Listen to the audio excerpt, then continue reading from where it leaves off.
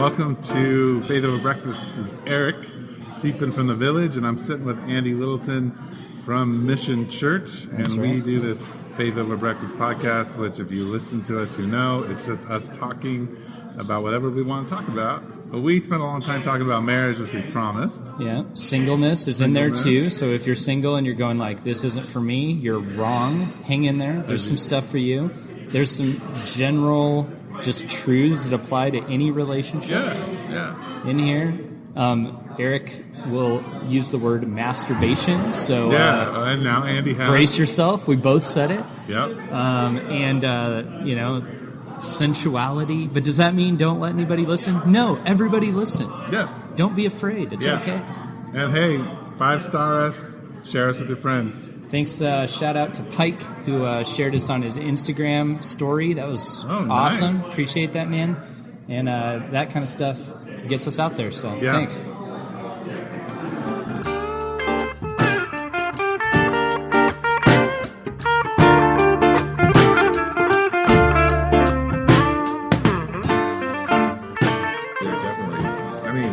Politically, I don't know, but faith-based people might. If they had to pick one, they're going to maybe pick you to be a little more conservative. But we would be very liberal on that. Yeah. On that radio.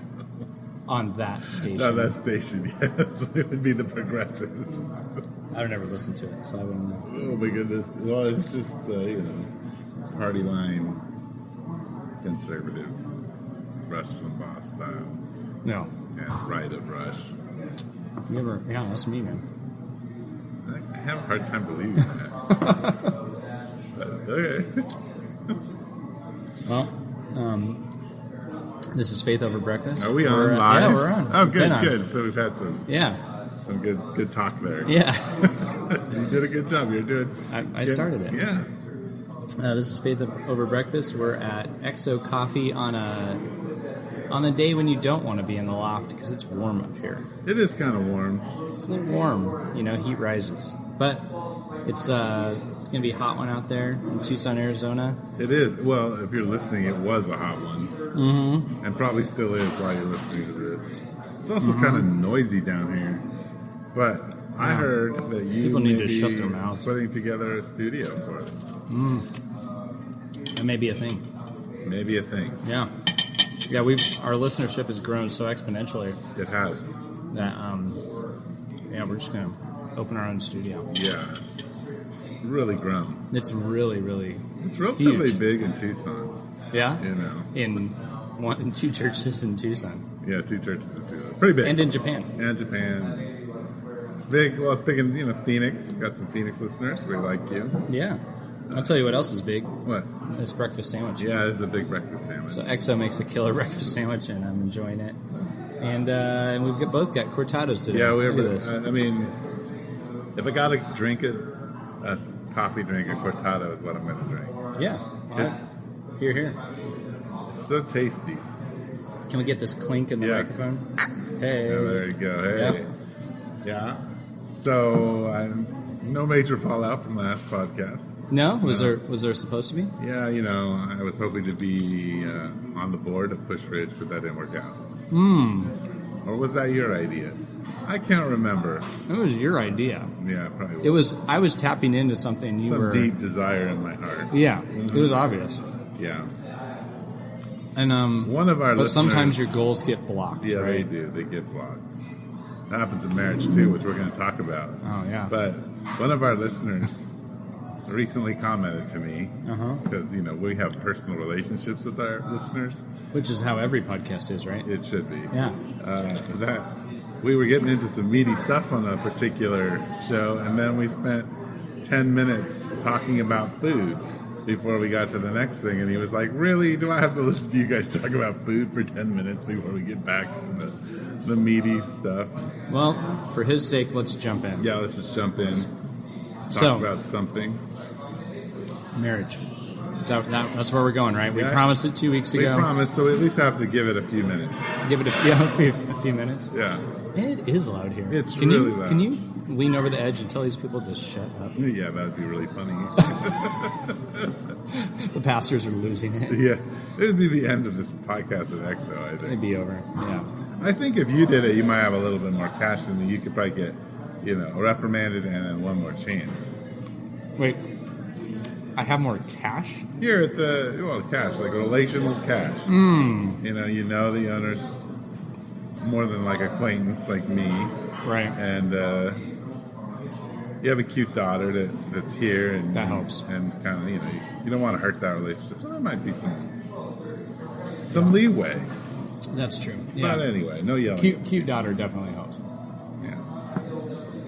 Okay. Goes without saying. So we're going to talk about marriage. Yeah. And I don't really remember why now because it's been so long.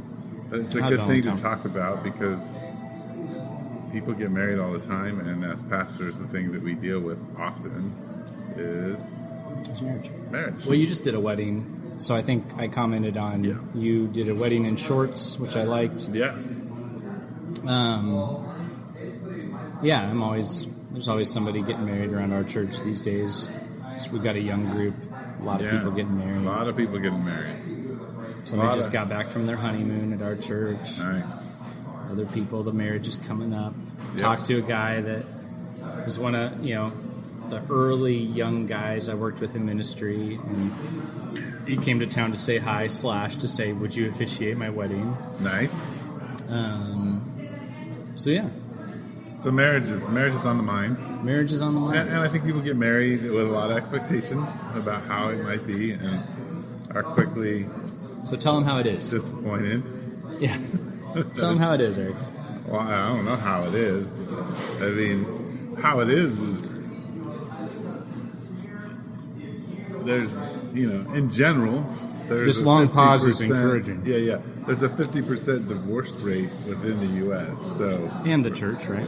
well, that depends. So if you say that you are a follower of Jesus, you believe He died for you and rose from the dead, you attend church at least 3 times a month, the divorce rate drops into like 30s. Mm-hmm. And if you add more and more, like you attend a Bible study or you're involved in, leadership, then that even drops down to like 20%. Wow. So people say that the divorce problem within the church is the same, but when you begin to kind of mine down into the details, usually when they say among evangelicals or whatever, yes. It's like people who check that box on the census.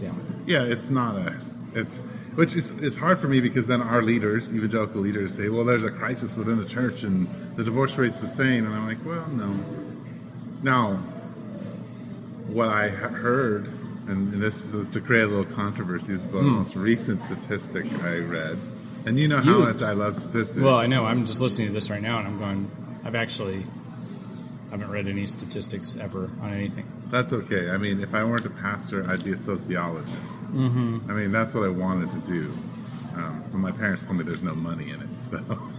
So you chose pastor? Well, at the time, I chose being an engineer and flunked out of calculus, and that kind of solved that problem. So I decided to be a teacher. That didn't work, but I kind of became a teacher. So anyway, the interesting statistic that I read most recently, and I haven't actually read the study, so it's not, I'm not going to say this as hey, this is the way it is. I've actually researched the other studies about in the church. This one was people who are in marriages where there is a report of equality in their decision-making processes within the church report more satisfaction in the marriage than in more, in marriages where there is a stronger patriarchy, maybe.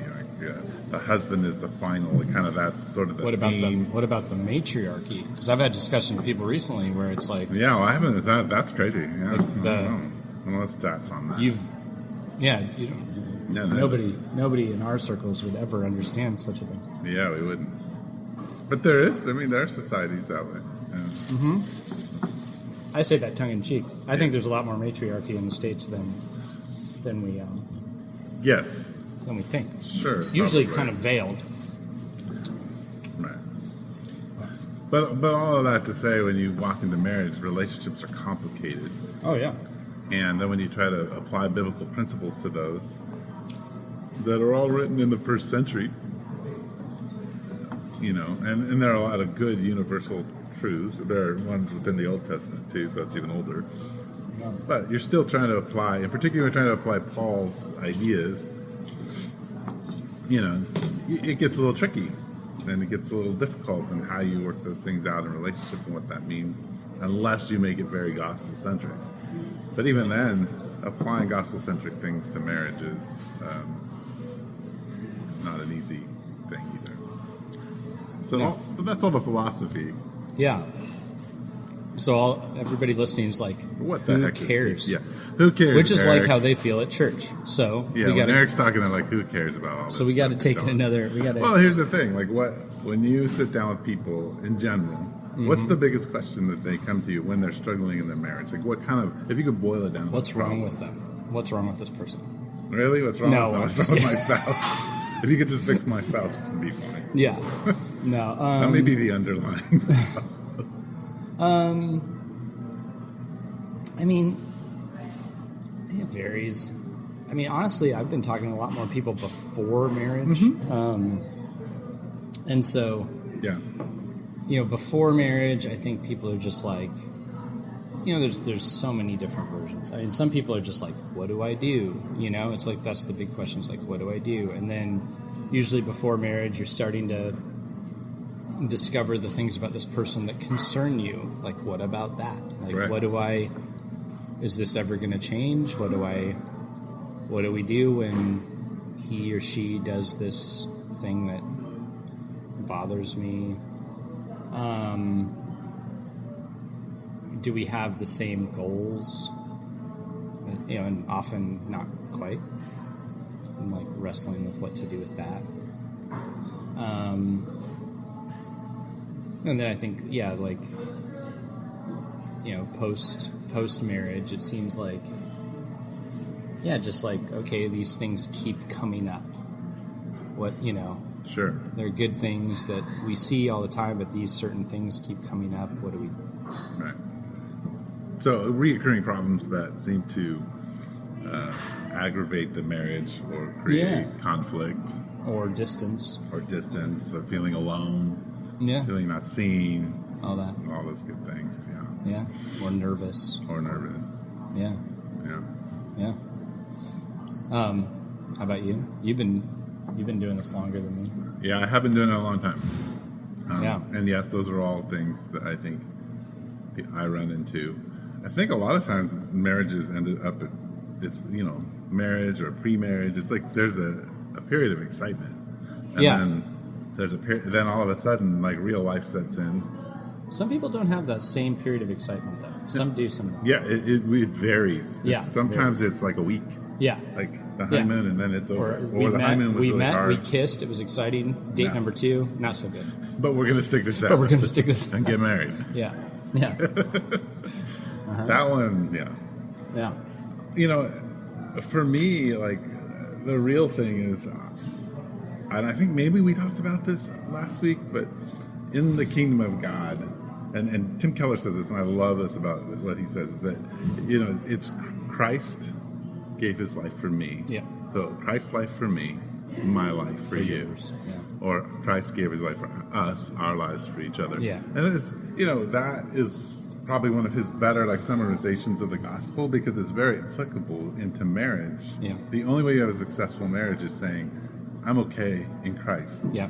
You, though I get to benefit from the things that you offer me in Christ, are not the thing that's going to fill me up. You're not the God. Right. And there must be two people that are deeply loved can love one another, right? Yeah. And that love, especially when things get darker, harder, complicated, there has to be a love coming from outside of the two people. And, before Tim Keller, like Dr. Crabb, really addressed this in a more practical and he wrote a book, The Marriage Village, built kind of on that principle. Christ's life for us, our lives for one another. Moving from manipulation to ministry. Yes, very good. Yeah. You got it down. But I think the hard thing is the practical applications of that. Yeah, I can believe that all day. Yeah. And then you get into the moment, and actually choosing or being able to see in the middle of this what's going on. That's the hard part.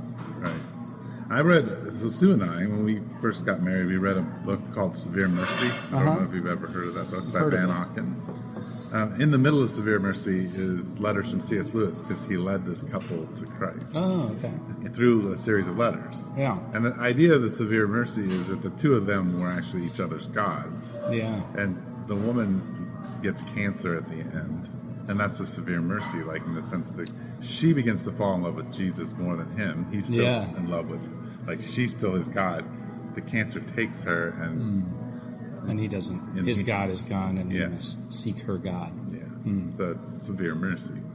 But what was cool about kind of their God thing that Sue and I took that was really helpful was they had this idea that in order for a marriage to work, I personally had to make, like, so for instance, if my wife were to be a piano player, and a classical piano player, I would have to make classical music and the composition more important to me than it even is to her, so that I could enter in with her and converse with her, and it wasn't her just giving me information, but that we created a unique relationship through that. But that's her thing. What it does is it's a very self-sacrificing thing. Yeah. And, one example of that in our marriage that was really cool, and my wife did it completely by surprise to me, is she went and bought Football for Dummies, because I had basically given up watching football for her. Because I'm like, it's a block to our relationship. It takes out a huge amount of time. So she got the book without me knowing it and read it, and then said, hey, let's watch some football. And she knew enough about it and could ask questions about it because she'd read this book. Yeah. And I felt really loved, almost like I didn't need to watch football anymore. This person entered in such a deep way that wasn't her thing. She could care less about football. Right. And so that was a real powerful experience. But when I sit down with people and begin to talk about that, it's a hard thing, because you get the sense of like, well, but that means I got to give up something. Right. And it challenges the fact that, do you really love this person? Is this somebody you're really willing to lay your life down for? And to begin to process why you wouldn't do that, what the blocks are to that. That's what I'm doing right now, man. I'm thinking about that. I'm like, I don't know much about nursing. I know more than I used to. Right. Well, and Rodka's a good example. He used to read the nursing magazines in order to talk to his wife about nursing. Yeah. No, that's good. It's been transformative in our marriage. Yeah. I would say it's one of the more transformative things. Yeah, that is challenging, because I'm like, it would cost something. It's like, it's a realm of, that almost feels to me like I need to go back to school, because there's just so much I don't get of what she does. And I appreciate what my wife does. I mean, there's music, and for her, music and nursing. And it's like, I appreciate those things, but I just don't, like, it's like my brain doesn't wrap around. I don't have a musical sensitive, like, I appreciate it. I love it. I would happily, like, when we were dating, she was in a choir, and I would go to every performance, and I would even go to the practices. But could I say that I could converse well about it and deeply understand it? Not necessarily. Yeah, it's hard. That's what you're saying. Yeah, no, it is hard. Yeah, it's taking it. It's saying, I will lay down my life for you in this area. But what area of marriage do you just stink at? I'm good at everything. I know you are. You keep pushing the mic closer to you. What area are you better at, or worse at? Gosh, Because as pastors, we can sit here and advise all the things we know. What do we not know? Like, what am I bad at in marriage? Bad at? Well, in general, I would say almost everything. Well, yeah, but I mean particularly bad. Like, particularly like what? Bad. Yeah, what stands out like a sore thumb? Well, it's interesting, because I think in a lot of areas it is what you're good at that I'm actually really bad at, because it's choosing to do those things when I kind of know I know what I'm supposed to do or how I should step in. Right. But I think that it's a more human thing instead of categorizing as, well, I'm really good at coming home and doing the dishes, but bad at making our bed. It's more like there's definitely a lot of areas where I just don't choose to step in. Yeah. Yeah. And I'm distant, or I don't actually engage relationally because it's awkward, or I feel tired, or I'm frustrated with the kids, or a lot of times I think I say things I shouldn't say. Yeah. And I'm not thinking about it. So I hurt my wife. Cuss words? No, I just say hurtful things, to my wife, where I'm like, things that aren't thoughtful and that tear her down. Not thoughtful. Yeah, that's a good one. I mean, just.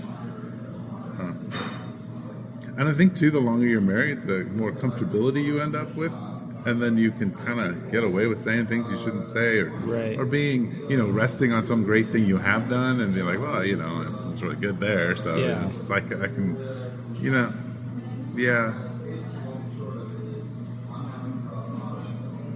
I think treating my wife with as much care and gentleness as I'm called to in Ephesians is where I'm weak. Yeah. Yeah. I think that's probably my weakness. How about you? It's funny because I feel this way as a husband and as a pastor, I would say, and which is very interesting to me. But like the thing that I like that like makes me want to run away from things is when there's an expectation on me. Stop pushing that thing. When I'm expected to carry the burden or have the answer, and oddly, like I feel like God's just gone like, okay, Andy, like you're terrified of that, and I'm going to ask you to do that in every realm of your life, and so that you can, so that if you do it well ever, it'll be evident it's not of you, or something along those lines. Sure. But the way that like giving spiritual leadership, it scares me. It really like feels like it feels like a weight. It feels like a burden. It doesn't, and so. But everything in me wants to be spiritually engaged in giving that, but I struggle to actually like practically enter in and do it.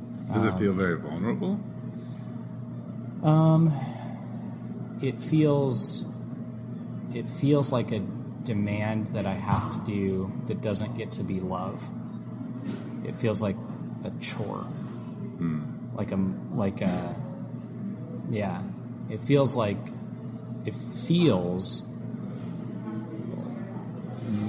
I'm being manipulated, whether I am or not. And I can dig in my story pretty easy and and identify why I feel that way. Because for many points in my life, like leading something was not by choice or by calling of God, but it was a burden wrongly placed upon me. So now when I'm in a situation where that is like should be my joy and is my calling, that old feeling comes back and terrifies me. So you feel like God puts a burden on you to do those things? No. Do you feel like other people do? Yes. Yeah. And then I do like intellectually go, well, God, I do, but it doesn't feel the way it experientially feels is like it experientially feels like everybody wants me to answer their questions and lead and guide, but I will be left on my own, which is the there you go. Okay, so nobody's going to actually help you. Nobody's going to come through for me. So then when I read those things that I intellectually agree with 100% about manipulation to ministry, where it's like you must be filled up by by Christ and be tethered, when you, like Larry Crabb's imagery of like there's a cliff and you really could fall, but if you're tethered to Christ, you won't hit the bottom. You won't hit the bottom. But you got to take a leap. Yeah, yeah. And so I look at that graph. Yep, agreed, absolutely. I share it with other people, but I do in that area struggle to believe that if I empty myself, I won't bottom out, and that. So ultimately, you believe that God isn't actually enough for you if you're left alone in all of this. Yeah, and that I'll be taken advantage of, like by God, by people, and it'd be like, God, and God wouldn't intervene to change God's that. not enough even for being taken advantage of. Right. Yeah. Yeah. There you go. So so I got married and had a kid and became a pastor of a church. It all makes total sense. Yeah, sure it does. No, it doesn't. It's goofy, but it's but I don't know, what I always come back to. I was even talking with a buddy this morning about it. Was like marriage and the Christian community is not where we go to do what feels right and feels good, and it's where we're called to come and die and lay down our lives, and then where we learn that Christ is the all-sufficient thing. Right. So, and I've always, fortunately, I don't know, my parents' marriage and other, I never was maybe under the myth that marriage was just going to be like a walk in the park. Right. So I always figured it was going to demand a lot, and that would be good. Right. I think the one thing that I have discovered, it's not just in marriage, but in counseling and meeting with people and doing all of that kind of stuff, is that when you get to a place where you have come, that you understand what you believe about God and other people and that whole structure of things, that isn't true. None of that's true, because God is enough. Yeah. All the people aren't always asking you to do. Of course not. Right? No, it's kind of, that's a very selfish thought. Right, I think that everybody just wants stuff from me. They're not thinking about me. Right. Yeah. But the thing is that I have found that even though we've all been Christians for a long time, we actually aren't that conversant. That's a big word, I suppose, but conversant in the gospel. No. In the sense, and people think about as much like, oh yeah, okay, so Jesus died for my sins and he rose from the dead, but there's something about being so immersed in the stories of Jesus, like being the person who's sitting there watching the children being pushed away, and then Jesus saying, no, nobody inhibits this. Like, children come to me freely. Yeah. Like, and being able to sit in that and like experience it, like, and have it as a meditation, so that these things are so clear in your head as you face those lonely moments, right. And knowing how to to really bring those forward. I've been reading a book by, I don't even know how to pronounce his name, some Orthodox mystic from the mid-50s who was trained by the ancient ones in the 1800s. So Bob Smith? Bob Smith, yeah. Yeah.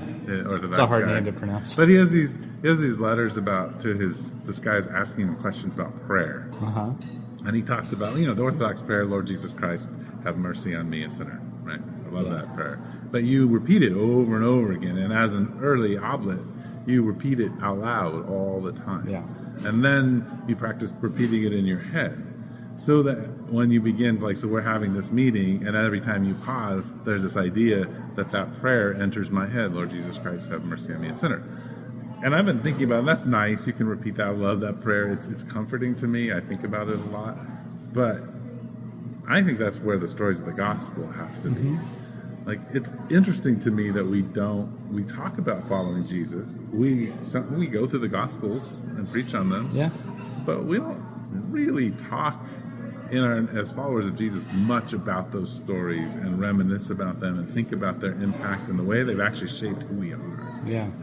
I think that would be transformative in marriage. That's the conversation you're having at times. Or that's the way that you're developing your children to really be able to think through those things. More importantly than the principles of, honor your mom and dad, and don't murder, don't steal, and here, Right. of just have to be exposed to Jesus. Yeah. I think it changes marriage Yeah. big time. It helps us understand how to offer out of something. Yeah. The other thing is, there's no way Jesus did what he did without the Holy Spirit. Evident. Right? Yeah. Yeah. It's all over the New Testament. It is. The Holy Spirit was acting. He was acting with the Spirit of God. Yeah. And we have that opportunity too. And I think we forget that as evangelicals. Oh, yeah. I think we're not as tuned into that. Yeah. Yeah. No, for sure. But anyway, I could go on and on about these things, but you're shaking your head, huh? Yeah. I know you could. Eric. No. It's good.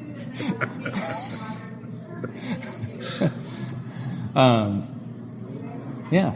So I had a conversation the other night with somebody who is single, who I can imagine would be asking, so this all sounds like it applies to me too. Why? So this is marriage, but you're talking about all this stuff. Why is this so often cast for married people when it's all just as true for single people? And how do we fit? Yeah. Well, we did a whole sermon series through the Marriage Builder. Yeah. I built a sermon series on it, which we don't usually do because we're a lot like you. We go through books of the Bible. Yeah. And we really structured that as this is about relationships. Marriage happens to be one of the relationships that we have. Yeah. But the principles still apply. I think being single, there's a deep loneliness because you are created for somebody else. But then singleness at the same time is a gift. Right. To the church. Not to be used, but to actually challenge people to understand what's primary. Because what happens is when you're single, you have the opportunity to pour it all into Jesus. Yeah. When you get married, you forget that you should be pouring it all into Jesus. Right. Yeah. It's like, does that really change with a married person? No. But it does. But it does. Like by nature, it's like that's still the calling, but Paul says your interests are divided. Yes.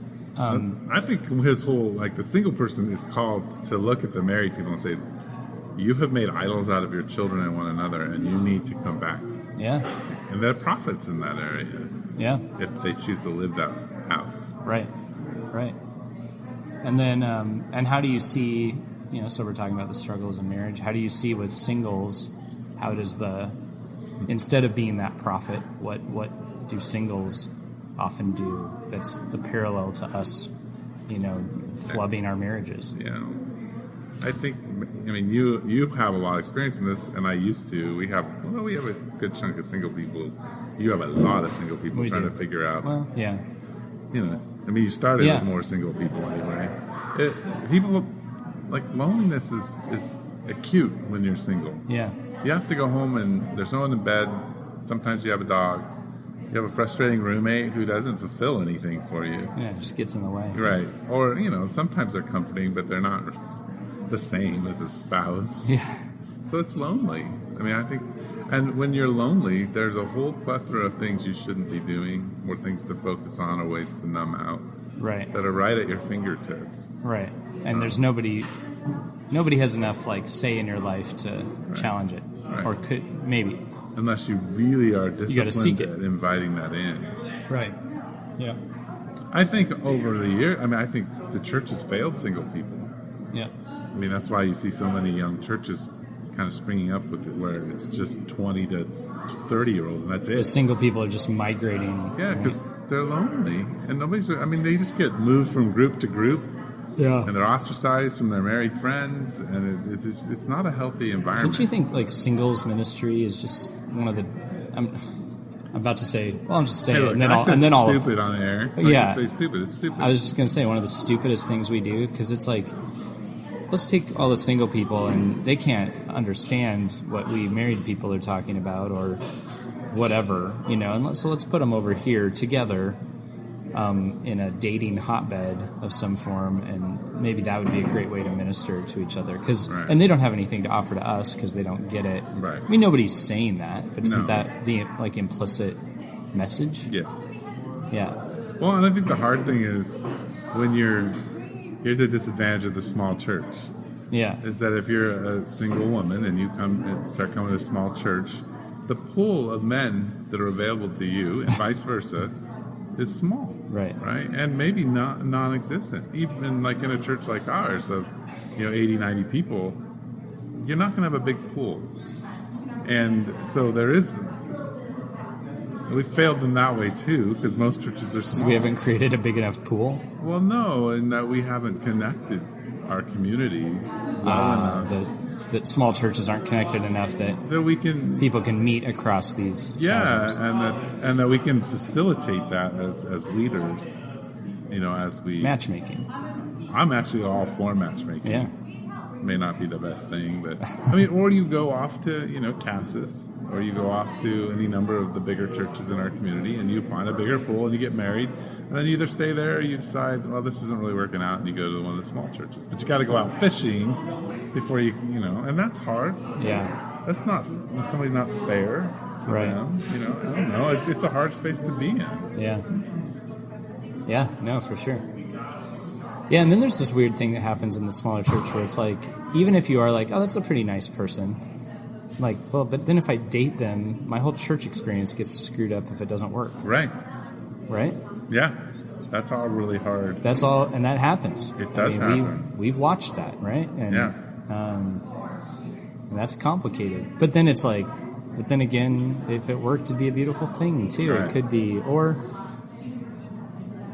yeah. What about those people that don't feel incomplete? Well, Paul talks about them as having the gift of singleness. Right. And it's better not to be married. Your idea, your things aren't divided. You can go be in ministry. Right. And we need to empower those people. And there's still people who feel lonely. All people feel lonely. Yes. Yeah, nobody doesn't care about relationships. But, right. But maybe there's an intensity, a difference of it. Yes. Yeah. Well, we already live in a culture where younger people are getting married at, older and older. Yeah. Like, because we're moving into careers and college, and you get all that finished before you make the decision to get married. Now, wouldn't you say that's true I think that's true of the affluent culture, but then, because the gap between the haves and have-nots is widening. Yeah, and you see definitely a ton of people who, even if they're not getting married, but they're getting married. Yeah, they're cohabitating. They're cohabitate at extremely young ages. Yes. And having families at extremely young ages outside of that affluent sector. Yes, I agree. And so that's interesting that, like, part of the culture is, in technicality doing what married people do quite young. Yes. And then the affluent portion that actually has the means to raise a family and stuff like that is going the opposite direction. Yeah, interesting. It is. Yeah. And I wonder, if those affluent folks they're looking for finding some version of fulfillment elsewhere. Yeah. Yeah. And the folks with who are having like this, and I know I've seen this in like teenage relationships and people wanting a kid at age 14, 15 is right. like just wanting to find that love that would come from having a child. Right.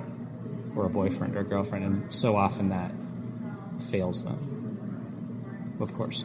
Yeah. Well, and I think even when you think about marriages in our churches, like, one of the things that's difficult is that a lot of people come from broken families, and so they don't have models for what it's supposed to look like. Right. There's a fear even to have children because they experience divorce. They don't want to do what their dad did to them or whatever. Yeah, there's a lot of.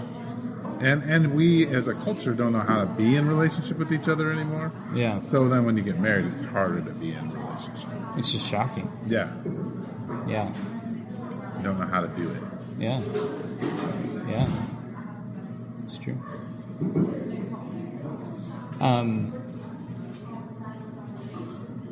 So for the person who's wondering, like, what does it mean to fall in love with somebody? I don't know. You fell in love with somebody. What definition would you, I know that's a horrible term, but if you were to say, like, someone were to say, like, what should I be looking for in the way I feel towards somebody to know whether I should pursue marriage with them? What would you say? Well, I don't know. I mean, I think a couple things. One, they need to love Jesus. Because that's that's the thing you're going to fall in love with for the rest of your life. And define loving Jesus, because I've been in relationships in the past where I thought somebody loved Jesus and it turned out they did not. Because I thought loving Jesus meant like raising their hands when they sung or thinking church was super cool. Right. Well, I think, one, if the person that you marry should be someone who has their own relationship with God that's very evident. Yeah. They spend time in prayer, they spend time with God, and they speak deeply into your life about God. Like when you're struggling, they point to God, not to solving your problem. Yeah. That's the person you need to fall in love with. Yes, good. So, and then like in 1 John would say, if you love me, you keep my commandments. Yes. And one of those commandments has to do with loving others and ministering to them. So, yeah, you should be looking for, is this person bringing me to God? Yes. And, yeah. And so, I think a lot of the things that I think I've just noticed we define as like, what is a spiritual person falls so short of that. Yeah. That will solve a lot of problems, because you can be like, well, I'm into this, and they're not into this. Well, if they're into Jesus, yeah, they'll get into whatever you're into. You won't care about what you're into. Or you'll figure that out. You will figure it out, because you'll both make choices to create a new life that involves each other's things that you enjoy. Yeah. If you love Jesus that deeply. And frankly, like, I think, yes, you do want to be physically attracted to the person that you're going to marry, but I don't put that in the top 5 things that you should. And don't you think, like, I've noticed 2 things happen. One, the very physically attractive person, when the relationship goes south, the attraction doesn't hold. You can't hold it. It can't.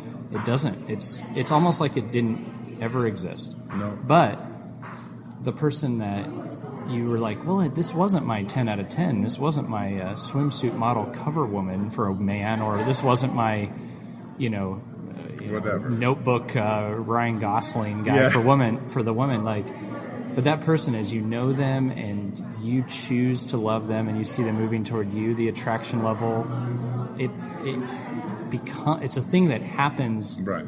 It's a byproduct of loving someone versus a precursor. Right. Is that? Yes. I've seen that. Yeah. Well, and I think that like physical attraction and physical arousal can happen between any 2 people. Oh gosh. So that's not the issue. No. Arranged marriages actually work, and people actually are attracted to each other and love each other. And they produce children. Yes. So this is not the issue. No. And I think we've made it too much of the issue. Yeah. And so you miss great people. You do. And our culture has said that there's only one kind of beauty, so our brains are chemically changed, and we have to fight against that in our volition. And our brain will change as we say, no, beauty is broadened. Physical beauty is broadened. I mean, the physical shape is created by God. All physical shapes, even ones that are out of shape or not in shape. Some of them, there's more shape. There's more shape and less, whatever. More to love. More to love. But these are God's image bearers, right? Yeah. And if He thinks they're valuable, we should be engaged that way. Well, and for that matter, if you happen to come across somebody who does qualify as your, like, wow, you're very attractive, gosh, it has to be more than that, because nobody wants to be that one-dimensional. And, like, I mean, that was something that crossed my mind with my wife, because she's very beautiful. Not just in my opinion. I'm aware that other people in the world think the same thing, okay? But something that crossed my mind during our dating relationship was, like, I would always hear, even from other women, they would be like, she's so pretty. And I would just think, like, that's sad that's like the thing you have to say about her. Right. And interestingly, that was part of why I was like wanted to go for it. Like ask her out was like that's not all I'm interested in here. In fact, like I'm kind of curious about who she is, and I just was like, I bet if even like the women in her life, that's the one thing they bring up, first.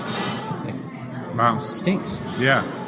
So so that's not to say like don't go after somebody you think is pretty, right? But that it can't be that can't be all there is to it. And then, just as you're saying though, like that attractive nature of someone comes out as you love them. So don't write somebody off because you're not like floored the second you see them. Right, well, I think the other thing we've done in the church, and this I think is super damaging, is that we're against pornography. Yes, I believe that's good. We're against like masturbation. I'm going to say it on the air here. We're against those two things. You're going to have to put an explicit note on this podcast. And so we have that. And so we're saying no women in our church, we can't experience them sensually as men. Right. We can't experience them sensually, and vice versa, actually. You can't find other men who are strong and beautiful that way because they're not our husbands, or they're not our wives, or they're not people that I'm in relationship with. But that's wrong. Like, part of what a woman brings... I think we're just lying when we say that's not... Yeah. This is like, do you think any other woman is pretty?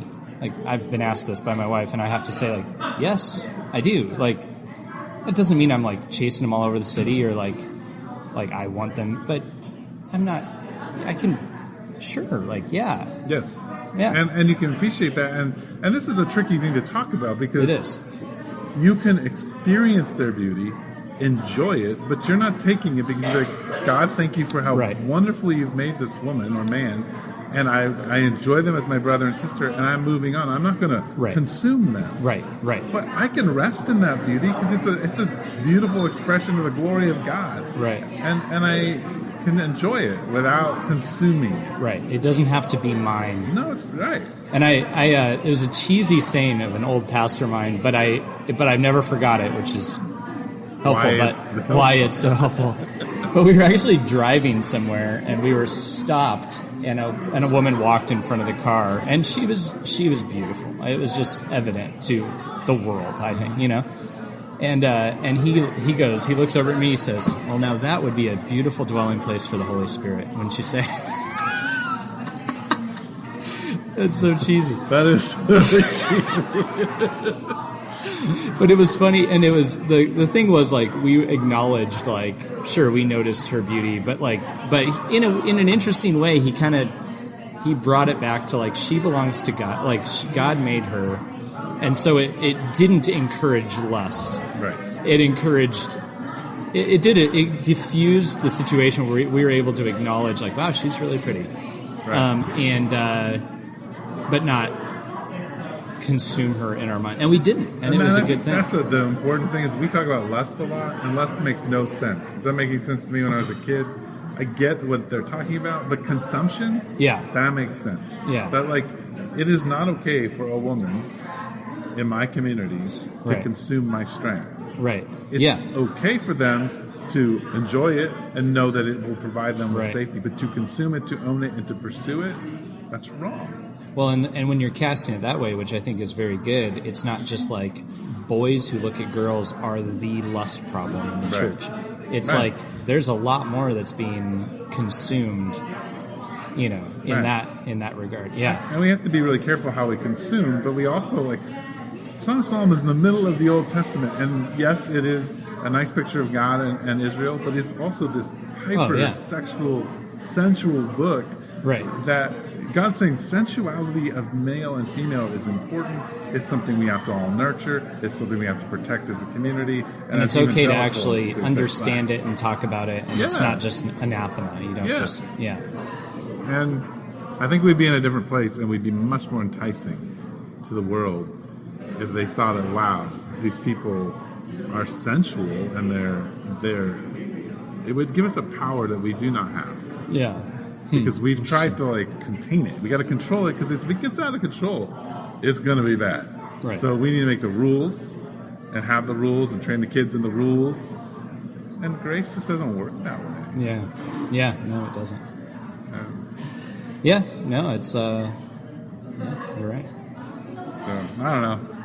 This I could talk about forever. Yeah, no, it's great. It's interesting, but it's been 48 minutes. Yeah, it's time to close. Podcast. So thanks for joining us, and we hope you can hear us over all the chit chat. And we've got some thoughts for next week. I'm not going to say because I'm not sure how it's going to pan out, but we're excited about whatever it is. And yeah. All right. Talk to you later.